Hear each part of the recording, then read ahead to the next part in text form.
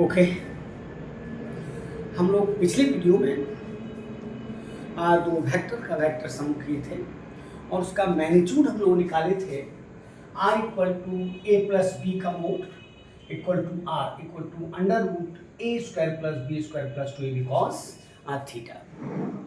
ठीक है ना, जहाँ पर A magnitude of A vector है, B magnitude of B vector है और थीटा दोनों वेक्टर्स के बीच का एंगल है और r रिजल्टिंग वेक्टर है, उसका मोड r है। ओके, वहीं पर हम लोगों ने केस 1 कहा था, लेकिन वहाँ पर हम लोग लास्ट में चुप हो गए थे और टॉपिक वही पुराना है, काइनेमेटिक्स का ही पार्ट है जो फिजिक्स 11th का है और स्केलर एंड वेक्टर्स की चर्चा हम लोग कर रहे थे। ओके, तो अगर मैंने आपसे कहा कि थीटा इक्वल टू 0 डिग्री, अगर थीटा 0 डिग्री है, इसका मतलब होता है कि दोनों वेक्टर्स सेम डायरेक्शन में है, दोनों वेक्टर सेम डायरेक्शन में है।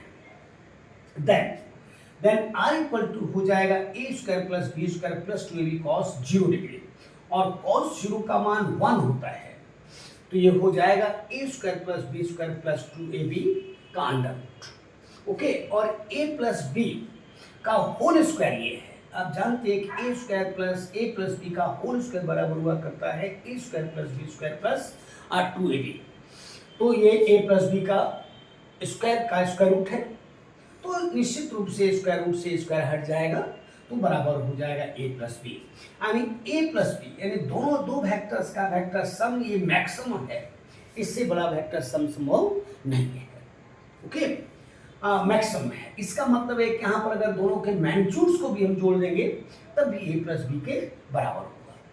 ओके, जैसे मैंने आपसे कहा कि ये फोर्स F1 है जो कि 3 न्यूटन का है, ये फोर्स F2 जो कि 4 न्यूटन का है और इस बॉडी पर ये एक्ट कर रहे हैं दोनों, तो निश्चित रूप से हम आराम से कह सकते हैं कि इस बॉडी पर जो नेट फोर्स है वो 3 + 4 बराबर किसके 7 न्यूटन की हो जाएगा और इससे बड़ा फोर्स संभव नहीं है। ओके, मैक्सिमम वेक्टर सम है, मैक्सिमम वेक्टर सम है। ओके, तो अगर थीटा का मान 0 डिग्री है, कभी कभी आपने देखा होगा कि आप घर में हैं और किसी बॉक्स को आप पुश करना चाह रहे हैं, सपोज कीजिए कि घर के 2 लोगों ने उसको पुश किया, 3 लोगों ने उसको पुश किया, फिर भी नहीं पुश हो रहा है, तो 4 लोगों ने उसको पुश किया, देखा कि पुश हो गया। इसका मतलब है कि चारों उस पर एक ही डायरेक्शन में फोर्स लगा रहे हैं और वो सारे के सारे फोर्सेस वेक्टर सम में आ जाए, वेक्टर सम में आ जाए।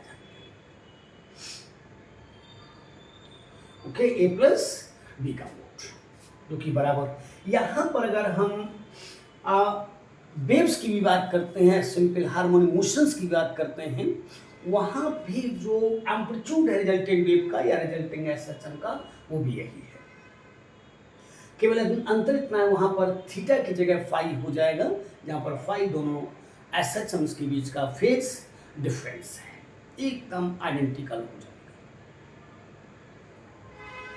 ओके, अब अगर मैंने आपसे कहा कि केस 2 में मैंने आपसे कहा कि theta equal to 180 degree, 180 degree case 2 180 degree, that is 2 vectors are opposite in direction, opposite in directions, एक दूसरे के अपोजिट, देन अपोजिट इन डायरेक्शंस।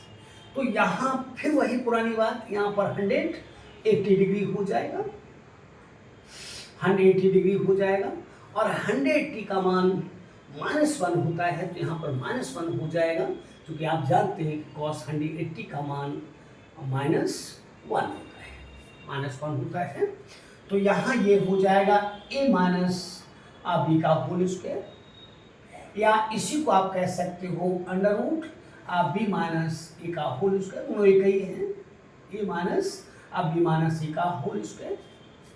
तो यहाँ पर कह सकते हो कि अगर इसका स्क्वायर रूट लेंगे तो a माइनस बी हो जाएगा, या इसका स्क्वायर रूट लेंगे तो ये हो जाएगा b माइनस ए हो जाएगा, b माइनस ए हो जाएगा। तो ध्यान ही रखना है कि जो बड़ा है जो बड़ा है रिजल्टेंट उसी की ओर हो जाएगा। जैसे इसको मैंने हटा दिया,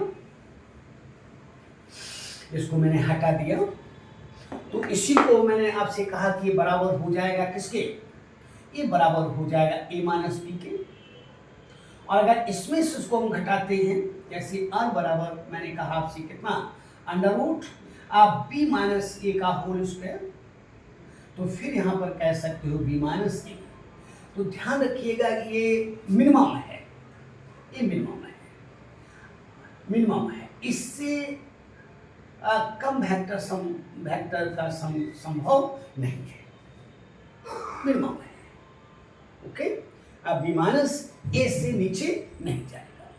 जैसे सपोज कीजिए कि मैंने आपसे कहा कि ये एक बॉडी है और इस पर मैंने फोर्स लगा दिया है, सपोज कीजिए कि F1 है जो कि 4 न्यूटन का है, और इस फोर्स मैंने लगाया है जो कि F2 है, सपोज कीजिए कि ये 3 न्यूटन का है, तो एकदम दावे के साथ कह सकते हो कि इस बॉडी पर नेट फोर्स कितना लगा हुआ है, तो 1 न्यूटन लगा हुआ है, यानी जो रिजल्टेंट है वो 1 न्यूटन का हो जाएगा, यानी बॉडी 4 न्यूटन की ओर डिस्प्लेस्ड हो जाएगी। तो अगर हम चाहें तो इसको ऐसे लिख सकते हैं, यानी F बराबर लिख सकते हैं, F बराबर लिख सकते हैं कितना, F बराबर लिख सकते हैं mode of F1 minus mode of F2, और ये अलोंग हो जाएगा किसके, अलोंग F1 हो जाएगा, यानी जो बड़ा वेक्टर है उसके अलोंग रिजल्टेंट हो जाएगा।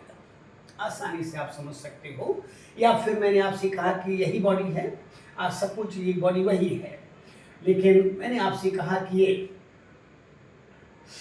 इस तरह की बात कर दी जाए, जैसे ये बॉडी है और इधर मैंने फोर्स अप्लाई कर दिया, सपोज कीजिए कि F1 है जो कि 4 न्यूटन का है, और इधर फोर्स मैंने अप्लाई कर दिया कितना, F2 मैंने अप्लाई कर दिया जो कि सपोज कीजिए कि 5 न्यूटन का है। तो आराम से दावे के साथ कह सकते हो कि इसका जो रिजल्टेंट है, इस पर जो रिजल्टेंट बॉडी पर है, अब वो किसके अलोंग, वो इधर हो जाएगा, F बराबर हो जाए कितना, 1 न्यूटन के हो जाएगा। अगर हम इस नेचर से इसको लिखना चाहें तो यहाँ पर कह सकते हैं F इक्वल टू हो जाए F2 माइनस F1, और ये किसके अलोंग होगा, अलोंग F2 हो जाएगा, अलोंग F2 हो जाएगा। तो जो बड़ा है उसी की ओर रिजल्टेंट संभव हो जाएगा, ठीक ना, जो बड़ा है, और इससे छोटा रिजल्टेंट संभव नहीं है। ओके, लेकिन हाँ ये हो सकता है, 0 भी हो सकता है। अगर मैंने आपसे कहा कि मोड ऑफ A अगर ये बराबर मोड ऑफ B के है, देन R बराबर कितना हो जाएगा, 0 हो जाएगा, देन R बराबर किसके, 0 हो जाएगा। ये जानते भी हैं कि ये दोनों नेगेटिव वेक्टर्स हैं, ये दोनों नेगेटिव वेक्टर्स, और 2 नेगेटिव वेक्टर्स का वेक्टर सम 0 वेक्टर के बराबर होता है। ध्यान दीजिए कुछ है नहीं, अगर आपने कहा कि 180 डिग्री है तो cos 180 का मान माइनस होता है, तो a square plus B square minus 2ab हो जाएगा। इसको ये a माइनस बी का होल स्क्वायर है, तो इसमें a माइनस बी कह सकते हैं या b माइनस ए कह सकते हैं, दोनों ही कह सकते हैं। यहाँ पर है कि जो बड़ा वेक्टर है उसकी ओर रिजल्टेंट हो जाएगी। जैसे मैंने आपसे कहा कि ये 5 न्यूटन है और ये F1 4 न्यूटन है, तो निश्चित रूप से इस बॉडी पर लगने वाला फोर्स 1 न्यूटन है, किसकी ओर, F1 की ओर है, ए नहीं F2 की ओर है। तो इसको हम लिखेंगे F बराबर F2 माइनस F1 अलोंग किसके, F2 लिखेंगे। ठीक वही काम मैंने यहाँ पर किया, इस ये फोर्स F1 है जो कि 4 न्यूटन का, ये फोर्स F2 जो कि 3 न्यूटन का है। तो निश्चित रूप से हम कह सकते हैं इस बॉडी पर लगने वाला फोर्स 1 न्यूटन है जो कि किसके अलोंग है, F1 के अलोंग है। तो इसको हम ऐसे लिखेंगे F1 minus F2 along F1, along F1। तो इसमें 4 में से F2 3 घटा देंगे तो 1 न्यूटन रिजल्टेंट आपका आ जाएगा। देख लीजिए कहीं कुछ नहीं है। 0 वेक्टर भी हम लोग कई वेक्टर से पैदा कर सकते हैं, ठीक है ना। अगर 2 नेगेटिव वेक्टर्स हैं तो रिजल्टेंट 0 वेक्टर हो जाएगा। हम इसको हटा दे रहे हैं। ओके, तो सबसे मिनिमम है ये, इससे कम रिजल्टेंट संभव नहीं है। और अगर निगेटिव वेक्टर्स हैं तो जीरो। जीरो वेक्टर्स कई वेक्टर से बनाया जा सकता है। जैसे मैंने आपसे कहा कि बॉडी है और ये बॉडी सपोज कीजिए कि v वेलोसिटी से चल रही है और इस पर मैंने 3 फोर्सेस अप्लाई कर दिए हैं। ओके, ये इस पर 3 फोर्सेस हैं, इस पर 3 फोर्सेस हैं इस बॉडी पर। एक फोर्स ये F1 है, एक फोर्स ये F2 है और एक फोर्स ये F1 F3 है। तो ध्यान रखिएगा तीनों का वेक्टर सम आज 0 के बराबर है। आज since F1 plus F2 plus F3 F1 plus F2 plus F3 is equal to किसके? 0 वेक्टर के है। इसलिए V remains unchanged, V remains unchanged। ऐसा भी क्वेश्चन कर देता है, ऐसा भी क्वेश्चन कर देता है। ये IIT 2003 में था और इसी को नीट यूजी ने 2019 में कर दिया था। ठीक ना, तो ध्यान रखिएगा यहाँ पर तीनों वेक्टर का वेक्टर सम 0 वेक्टर के बराबर है, 0 वेक्टर के बराबर है। ठीक है ना, क्योंकि फर्स्ट वेक्टर का टेल और लास्ट वेक्टर का हेड यहाँ पर आप कोइंसाइड कर रहा है। किसी बॉडी पर आपने तीनों फोर्स अप्लाई कर दिए हैं, किसी बॉडी पर आपने तीनों फोर्स अप्लाई कर दिए हैं, तो इन तीनों का वेक्टर सम कितना? 0 हो जाएगा। ये बॉडी है 0 हो जाएगा, जिसके कारण बॉडी की जो वेलोसिटी है रिमेन्स अनचेंज। वेलोसिटी पर किसी प्रकार का कोई इफेक्ट नहीं आएगा। ओके,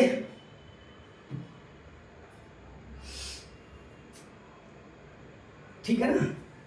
तो कई तरीके, जैसे हम लोग जब न्यूटन्स लॉ ऑफ मोशन की बात करेंगे, जब न्यूटन्स लॉ ऑफ मोशन की बात करेंगे तो वहां पर हम लोग पुले की बात करेंगे।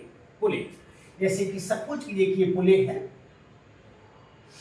और इस पुले पर इसको यहाँ सस्पेंड कर दिया गया है और एक धागे से यहाँ पर m1 मास की बॉडी है, ये m1 मास की बॉडी, जिसके कारण इसका वेट नीचे को हो जा रहा है, कितना?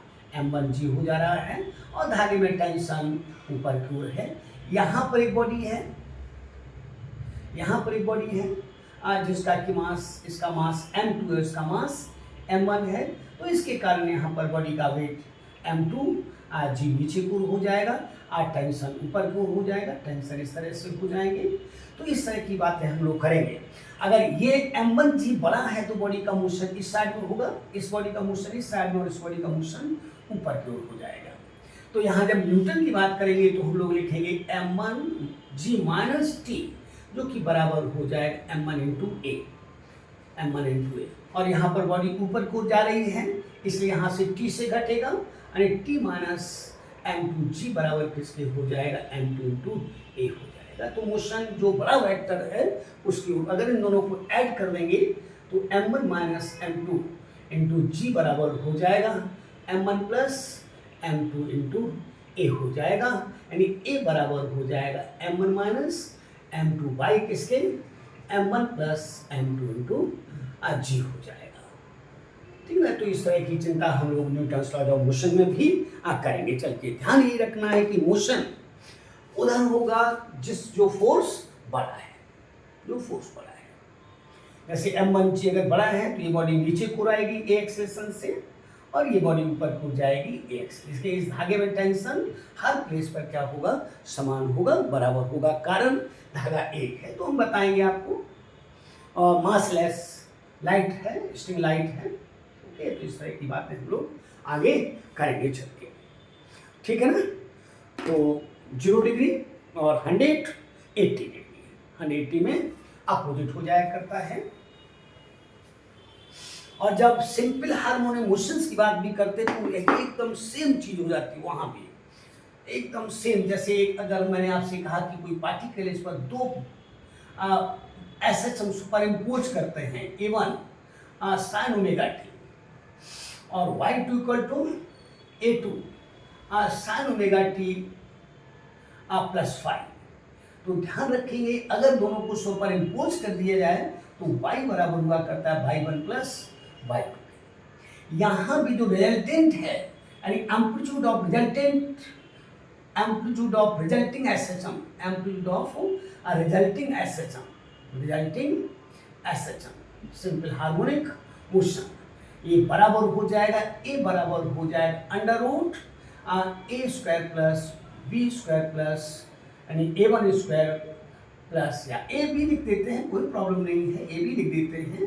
तो A square plus B square plus 2AB cos phi, जहाँ पर फाई दोनों के बीच का फेज डिफरेंस है, where phi is a phase difference, phi is phase a difference between two simple harmonic motions, यहां भी फिर वही कहेंगे कि अगर फाई 0 है यानी दोनों वेव्स, दोनों SHM सेम फेज में हैं, दोनों SHM सेम फेज में हैं, तो ए एम्पलीट्यूड हो जाएगा A प्लस बी। ओके, और अगर ये अपोजिट फेज में है तो ए बराबर हो जाएगा A माइनस बी या B माइनस ए हो जाएगा। ओके, एकदम आइडेंटिकल आप देख सकते हो। या फिर अगर वेव्स की बात होती है, जैसे कि दो वेव्स अगर हैं, जब सुपर इम्पोज करती हैं वेव्स, जैसे y1 बराबर आपको दिया गया है A1 या A sine omega T minus kx, पहली वेव, और दूसरी वेव y इक्वल टू है b sine omega T minus kx और प्लस 5k है। यहाँ भी फिर वही कहेंगे कि by principle of superposition y equal to हो जाएगा y1 प्लस y2 हो जाएगा, where phi is phase difference between two waves है। ये वेव्स अब वेव्स हो गई, टू वेव्स है, जिसकी जरूरत आपको पड़ती है इंटरफ्रेंस वगैरह में। अब यहाँ पर ये रिजल्टिंग वेव है, ये रिजल्टिंग वेव अब कहेंगे। अब यहाँ पर अगर दोनों वेव्स सेम फेज में हैं तो ए बराबर हो जाएगा A प्लस बी, यानी एम्पलीट्यूड मैक्सिमम हो जाएगा कब, जब दोनों वेव सेम फेज में सुपर इम्पोज करते हैं। और अगर फाई का मान 180 डिग्री हो जाएगा, दोनों अपोजिट फेज में सुपर इम्पोज करेंगे, और अपोजिट फेज में सुपर इम्पोज करने पर एम्पलीट्यूड ए बराबर हो जाएगा A माइनस बी के हो जाएगा। यहीं पर अगर A और B बराबर हो जाएं, दोनों वेव्स के एम्पलीट्यूड बराबर हो जाएं, तो A बराबर 0 हो जाएगा। जब हम लोग लाइट की बात करेंगे तो वहां पर इसको डार्क यानी डिस्ट्रक्टिव इंटरफेरेंस कहेंगे, और पहले वाले को कंस्ट्रक्टिव इंटरफेरेंस कहेंगे।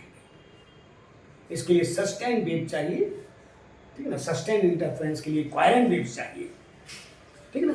तो ध्यान रखेंगे कि एकदम आइडेंटिकल है, क्योंकि यहाँ पर y1 और y2 भी ये क्या है, डिस्प्लेसमेंट है। इसे आराम से कह सकते हैं, इसको कहा जाता है by the principal of superposition, by the principal of superposition. दो वेव्स जा रही हैं और दोनों वेव से एक दूसरे पर अगर सुपर इम्पोज करते हैं तो जो रिजल्टिंग वेव है उसका एम्पलीट्यूड ये होता है, रिजल्टिंग एम्पलीट्यूड ये होता है, ठीक है ना। तो फाई अगर 0 के बराबर है, यही कारण है कि वहां पर इंटेंसिटी मैक्सिमम होती है, जिसकी चिंता हम लोग बाद में करेंगे चल के। ओके, और अगर केस 3 में अगर मैंने आपसे कहा कि case 3 if theta equal to 90 degree, that is two vectors are mutually perpendicular,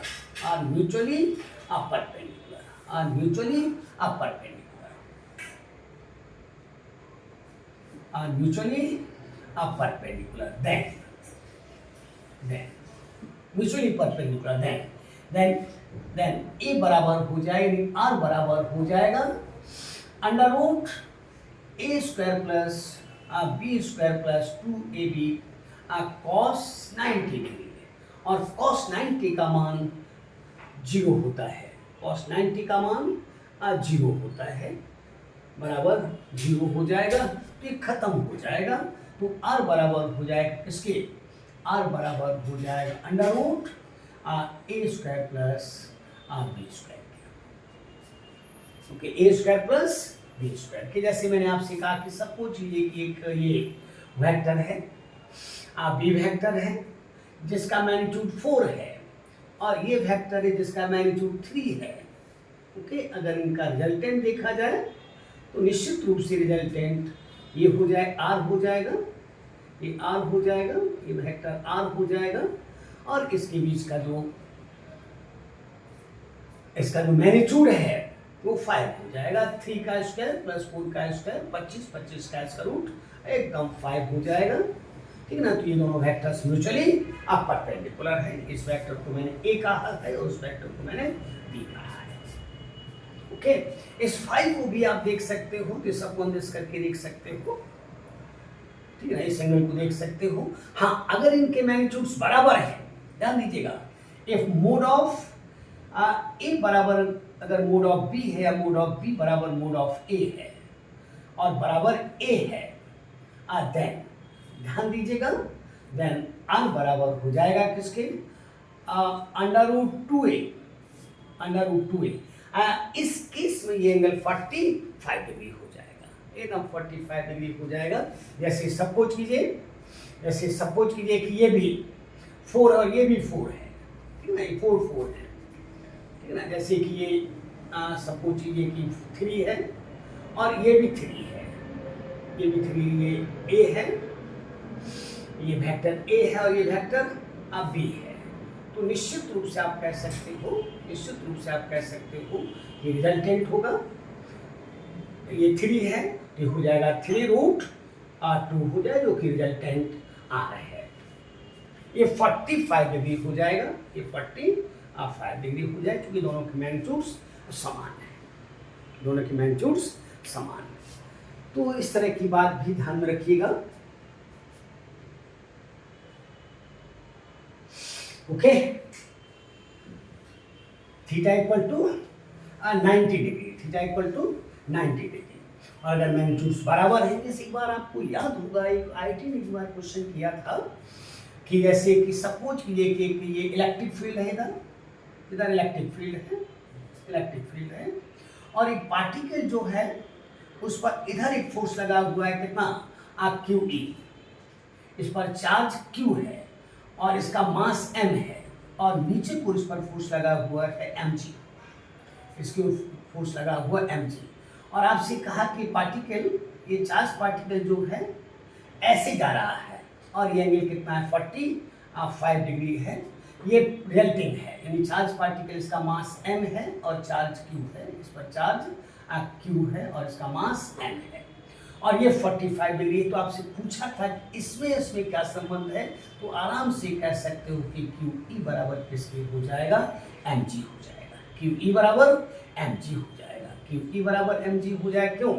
क्योंकि अगर ये 45 डिग्री है ये तभी संभव है जब दोनों के मैग्नीट्यूड्स समान। अगर दोनों के मैग्नीट्यूड समान नहीं है तो ये कभी भी 45 डिग्री होगा ही नहीं, कभी ये भी 45 डिग्री होगा ही नहीं। तो इस तरह की बातें भी कभी कभी एग्जामिनर कर देता है। ओके, तो इस बात को ध्यान में रखिएगा, उसको मैंने हटा दिया है।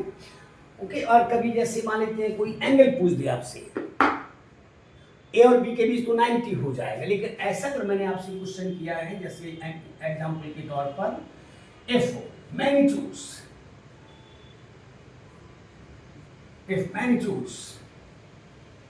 of the vectors a, b and c are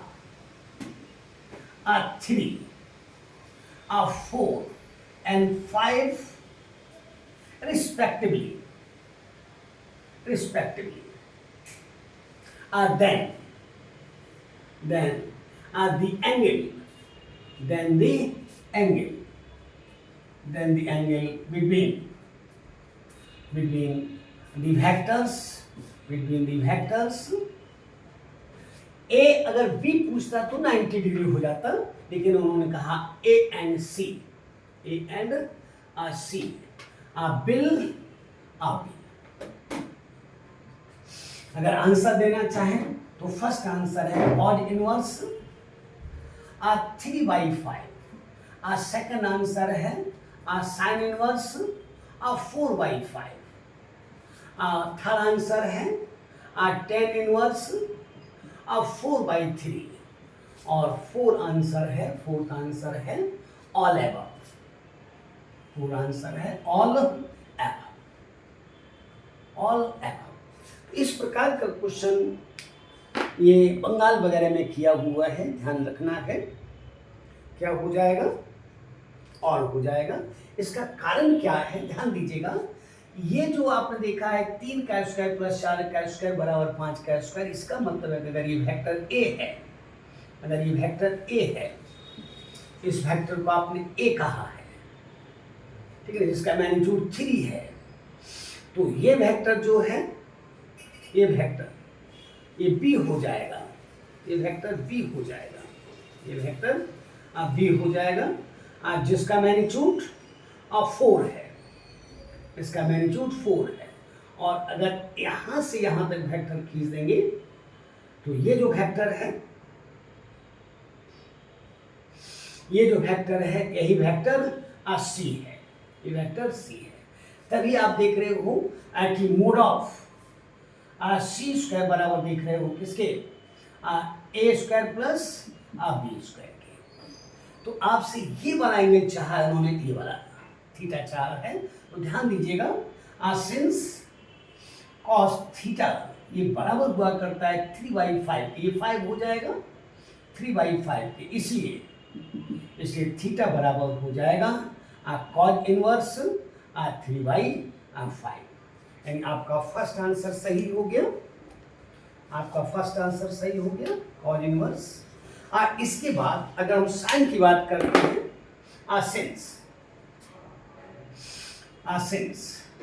sine theta बराबर हुआ करता है 4/5, इसलिए थीटा बराबर हो जाएगा साइन इनवर्स 4/5। ये आपका सेकंड आंसर भी सही है। आपका सेकंड आंसर भी सही है। इसके बाद अगर हम कहते हैं कि टेन थीटा, इसको मैंने हटा दिया है, और टेन थीटा की बात अगर हो जाती है, टेन थीटा टेन थीटा ये बराबर हुआ करता है किसके? 4/3 के होता है। इसलिए थीटा बराबर हो जाएगा टेन इनवर्स 4/3 के। इसका मतलब है आपका थर्ड आंसर भी सही है। और अगर ये तीनों सही हैं तो निश्चित रूप से आंसर 4 आपका हो जाएगा, ऑल एबव हो जाएगा। ठीक है ना? तो ध्यान रखिएगा, काफी अच्छे क्वेश्चन यहाँ पर हो जा रहे हैं। Okay, 90 degree. इसका मतलब है कि अगर आपसे कोई कह दे कि मोड ऑफ ए अगर ये 3 है, मोड ऑफ ए अगर 3 है और मोड ऑफ बी अगर ये 4 है, तो कौन सा रिजल्टेंट संभव नहीं है? ओके, जैसे 0, 1 और 2, 3, 4, 5, 6, 7, 8 ये रिजल्टेंट हैं। तो ध्यान रखिएगा कि ये संभव नहीं है, क्योंकि सबसे बड़ा ये है जो कि आर मैक्स आपने कहा था, ये बराबर होता है ए प्लस बी के, जो कि ये हो गया, इसलिए ये संभव नहीं है। और ये सबसे छोटा है, क्योंकि आपने आर मिन कहा था, कितना? ए माइनस बी या बी माइनस ए के आपने कहा था, तो ये भी संभव नहीं है, क्योंकि दो ये अनइक्वल वेक्टर्स हैं और इनका सम कभी भी 0 नहीं हो सकता है। तो सबसे मैक्सिमम ये है और मिनिमम ये है। इनके बीच ये सारे एंगल्स ये 90 डिग्री पर होता है।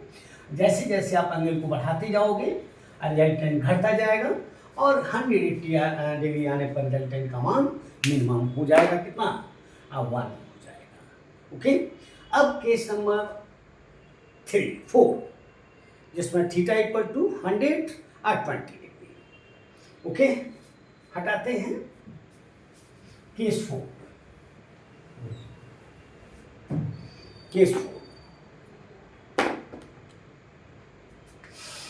ये भी इंपॉर्टेंट है केस 4, ध्यान रखिएगा, ये भी इंपॉर्टेंट है। A4 मोड ऑफ A बराबर मोड ऑफ B बराबर अगर मोड ऑफ R के है देन, और इसको मैंने x मान लिया है, then mod of A plus B, then mod of A plus B जिसको आपने x कहा है, देन x बराबर हो जाएगा under root X square plus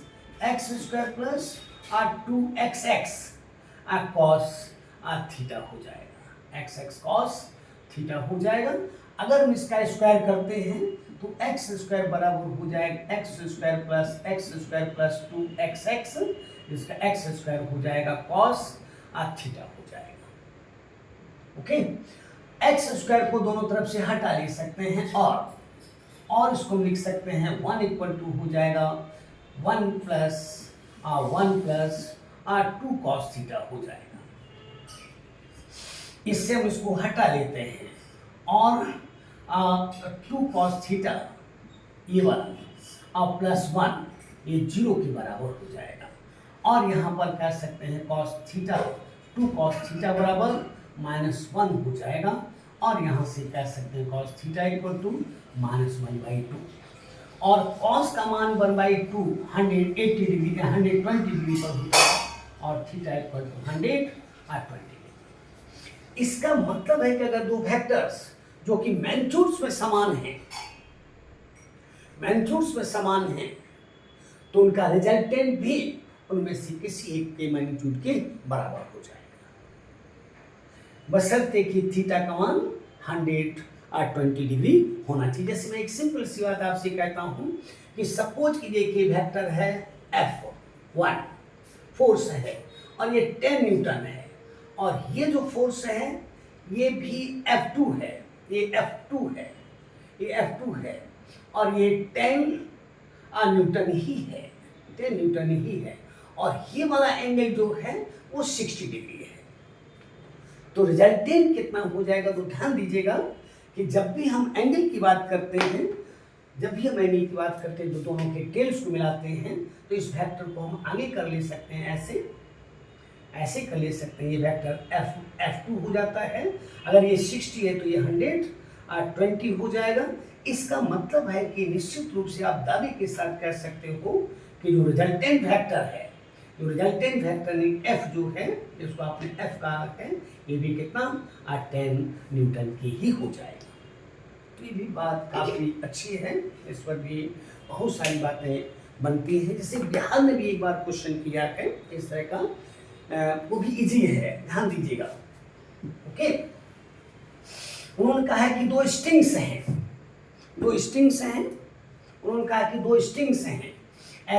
ऐसी दो स्ट्रिंग्स हैं और इनके बीच का एंगल 120 डिग्री है, और ये किसी से तली हुई है ऐसे, है ना, और कहते हैं कि इसकी ब्रेकिंग स्ट्रेंथ जो है मैक्सिमम ये 20 न्यूटन बर्दाश्त कर सकते हैं, ये भी 20 न्यूटन बर्दाश्त कर सकते हैं। तो बताओ कि कितना मैक्सिमम इसे वेट लटकाया जाए कि धागा नहीं टूटे। तो ध्यान रखिएगा, इसे धागा हम कितना लटकाएंगे। अगर ये 20 न्यूटन है, ये भी 20 न्यूटन है, तो एकदम दावे के साथ कह सकते हो कि ये भी कितना होगा, 20 न्यूटन होगा। तो जिस बॉडी को आप सस्पेंड करोगे वो बॉडी भी कितना 20 न्यूटन की होनी चाहिए। ये बिहार का क्वेश्चन था, BCC का है। ओके, तो ध्यान ये रखना है कि अगर दो वेक्टर्स मैग्नीट्यूड्स में समान है और उनके बीच का एंगल अगर 120 डिग्री है, तो रिजल्टेंट भी उनमें से किसी एक वेक्टर के मैग्नीट्यूड के बराबर होगा। ओके, तो इतना रखते हैं। Okay, thank you.